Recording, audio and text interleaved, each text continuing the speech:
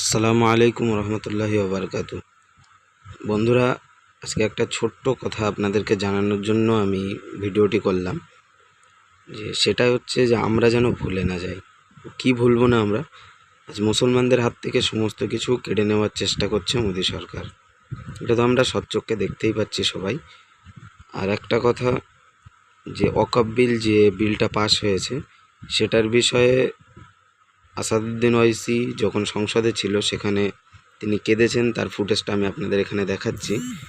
তো কেউ একজন ফেসবুকে এখানে লিখেছে যে আমি কখনো ব্যারিস্টার আসাদুদ্দিন ওয়াইসি সাহেবকে কাঁদতে দেখিনি, কিন্তু আজ তিনি সংসদে কাঁদতে শুরু করছেন। এর স্পষ্ট অর্থ হলো এই বিলের কারণে মুসলিম সম্প্রদায়ের বিরাট ক্ষতি হতে চলেছে।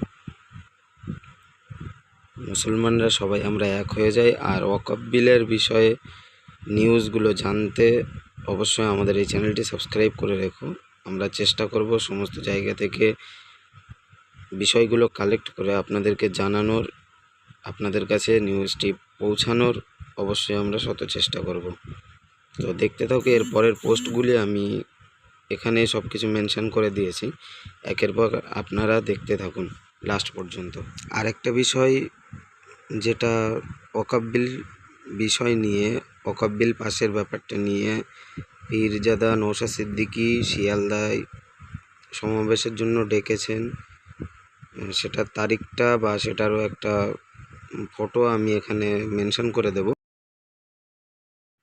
আর ফেসবুক থেকে আরেকটি পোস্ট পাওয়া গেছে, সেটা আমি দেখলাম যে নতুন ওয়াকফ আইন বাতিল করতে হলে মুসলিমদেরকে 2020-21 কৃষক আন্দোলনের মতো পথে হাঁটতে হবে, এছাড়া আর কোনো রাস্তা নেই।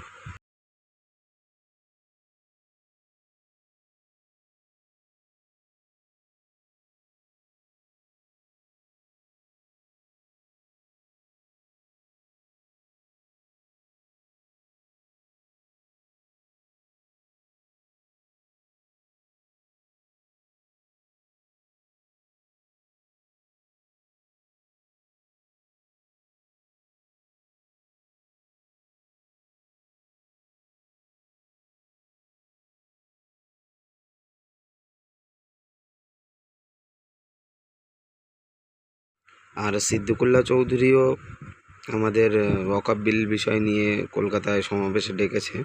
সেটার ডেট সেটাও আমি এই ভিডিওতে মেনশন করে দেব, এবং ভিডিওটি সকলের কাছে শেয়ার করো যেন সবাই এই ভিডিওর ব্যাপারগুলো জানতে পারে। সবাই যেন বিষয়টা ভালো করে লক্ষ্য করবে এবং প্রত্যেকটা মানুষের কাছে শেয়ার করে দেওয়ার চেষ্টা করবে।